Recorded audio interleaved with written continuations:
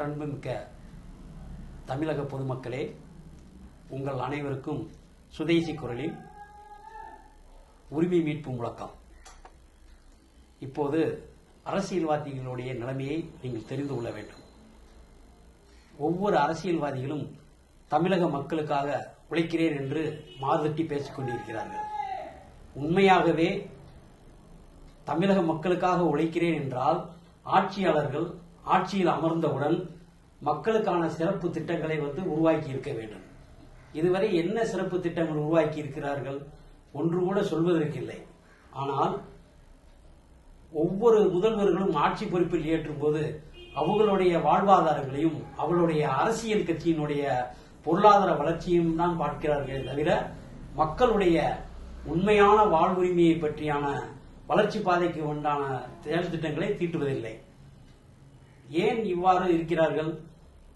மக்கள் சரியில்லை. மக்கள் எப்பொழுதும் கேள்வி கேட்கும் நிலையில் இருந்து மிக சிறந்த முறையில் கண்காணித்து வந்தார்களேயானால் அவர்களுடைய வாழ்க்கையில் சிறப்படைவதற்கு மேன்மை உரிய செயல்பாடுகள் நடக்கும். ஆனால் அந்த செயல்பாடுகளை நடக்க விடாமல் அரசியல்வாதிகள் உயரிய திட்டங்களை வகுத்து மக்களை ஏமாற்றி அவர்களை சம்பந்தமில்லாத பாதையில் அழைத்து செல்கிறார்கள். அப்படி அழைத்து செல்லும் போது மக்கள் தான் மிக சிறந்த முறையில் சிந்திக்க வேண்டும். இவர்கள் பேசும் பேச்சில் எவ்வளவு நயவஞ்சகங்கள் இருக்கிறது என்பதை ஆழ்ந்த சிந்தனையுடன் செயல்படுத்தினால் கண்டிப்பா மக்களுடைய வாழ்வுரிமை பாதுகாக்கப்படும். ஒவ்வொரு மக்களுக்கும் தன்னுடைய குடும்பத்தில் உள்ள அக்கறையை விட நாட்டினுடைய அக்கறை மிகவும் சிறப்பாக இருக்க வேண்டும். இன்றைய அரசியல்வாதிகள் ஒவ்வொரு காலகட்டங்களிலும் மக்களை ஏமாற்றுவதற்கான திட்டங்களை மிக சிறந்த முறையில் வழிவகுக்கும் சில திட்டங்களை சொல்கிறேன். இலவசம் என்று சொன்னால் மக்களுக்கு செய்ய வேண்டிய டிவி மற்றும் மிக்சி, கிரைண்டர் இதர பொருட்களை இலவசமாக கொடுத்து மக்களுடைய பொருளாதாரத்தை சீரழிக்கிறார்கள். உண்மையான இலவசம் எது என்பதை மக்கள் உணர வேண்டும்.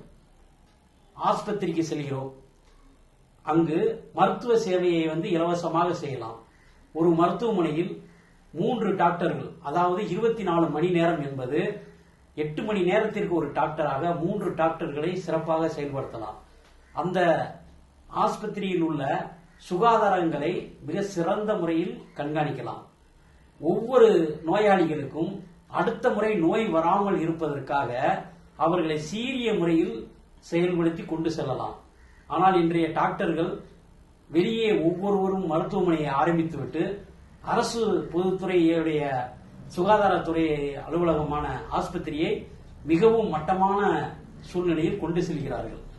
ஒவ்வொரு ஆஸ்பத்திரியிலும் சிறந்த முறையில் மனிதநேய பண்புகளோடு செயல்படுத்தப்படுமேயானால் நாட்டில் நோய்கள் வளர்வதற்கு சாத்தியம் இருக்காது. ஆனால் இன்றைய அரசியல்வாதிகள் மாற்று கருத்தான சிந்தனையில் செயல்படுகிறார்கள் தவிர மக்களுடைய வாழ்வாதார பிரச்சனையில் முக்கிய பங்காக வைக்கும் நோயை ஒழிப்பதற்கான எந்த திட்டங்களையும் செம்மட செயல்படுத்தவில்லை. அந்த ஆஸ்பத்திரியில் 3 நேர டாக்டர்களாக 8 மணி நேரத்திற்கு ஒரு முறை செயல்படக்கூடிய டாக்டராக 3 முறையும் 24 மணி நேரத்திற்கு செயல்படுத்துவது டாக்டர்களை உருவாக்கினால் அந்த ஆஸ்பத்திரி சிறந்த முறையில் இருக்கும். பிரைவேட்டில் உள்ள ஆஸ்பத்திரிகள் இன்று மக்களுடைய பணத்தை பறித்துக் கொண்டுதான் இருக்கிறார்கள். அவர்களை ஒரு முறையாவது அவர்களுடைய வாழ்வாதாரத்தின் சிறப்பு அம்சங்களை சிந்தித்து செயல்படுவதில்லை. ஆஸ்பத்திரியில் வழங்கப்படுகின்ற மாத்திரைகளை பார்த்தால் அனைத்து வியாதிகளுக்கும் ஒரு தரப்பு மாத்திரைகள் மட்டுமே கொடுக்கிறார்கள். ஆனால் அதில் இது இருக்கிறது அது இருக்கிறது என்று கேள்வி கேட்பதற்கு பொதுமக்களிடம் போதிய ஆர்வம் வரவில்லை. காரணம் என்ன? இயலாமை. ஏன்னா ஆட்சியில் இருப்பவர்கள் மக்களை துன்புறுத்துவதுதான் அவர்களுடைய நோக்கமாக இருப்பதால் அடியாட்கள், குண்டர்கள் ஆகியோர்களை வைத்து மக்களை மிரட்டுகிறார்கள். மக்களுக்கான சிறப்பான மருத்துவ சேவையில் இருந்திருந்தால் மாத்திரைகள் இலவசமாக வழங்கலாம். நோய் நொடி வராமல் இருப்பதற்கு என்னென்ன இலவசங்களை வழங்க முடியுமோ அத்தனை இலவசங்களையும் வழங்கலாம். சம்பந்தமில்லாத இலவசங்கள் என்பது மக்களுக்கு தேவையில்லாத ஒன்று. ஆனால் அந்த இலவசத்தால் உண்மையாகவே நாட்டின் வளர்ச்சியை உருவாக்க வேண்டும் என்ற அரசியல்வாதிகளுடைய சிந்தனைகள் உண்மை என்றால் முதலில் மருத்துவமனையை இலவசமாக செய்து 3 ஷிப்ட் வேலை செய்யக்கூடிய டாக்டர்களை உருவாக்கி அரசு ஆஸ்பத்திரிகளில் மருத்துவ பொருட்கள் அனைத்தும் இலவசமாகவே வழங்கி நோய் தடுக்கும் செயலை உருவாக்கினால் முதல் வெற்றியாக மக்களிடம் நோய் அற்ற வாழ்வை பெற்று சிறப்பாக வாழ்வதற்கு வழிவகை செய்ய நேரிடலாம் என்பது எங்களுடைய ஒரு கருத்து.